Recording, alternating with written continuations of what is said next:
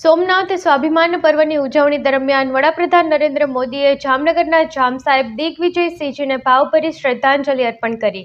તેમને યાદ અપાવ્યું કે સોમનાથ મંદિરના પુનર્નિર્માણ માટે જામ સાહેબે તે વખતના સમયમાં મોટી રકમ ગણાતા 1 લાખ રૂપિયાનું યોગદાન આપ્યું હતું. તેને સોમનાથ ટ્રસ્ટના પ્રથમ અધ્યક્ષ તરીકે મંદિરના નિર્માણની મહત્વપૂર્ણ ભૂમિકા ભજવી હતી. વડાપ્રધાને આ ઉલ્લેખથી જામનગર અને સોમનાથના ઐતિહાસિક સંબંધ વચ્ચે ફરી એકવાર ઉજાગર કર્યો હતો. उस दौर में सोमनाथ मंदिर के लिए जाम साहब ने 1 लाख रुपए का दान दिया और उन्होंने ट्रस्ट के प्रथम अध्यक्ष के रूप में बड़ी जिम्मेदारी निभाई.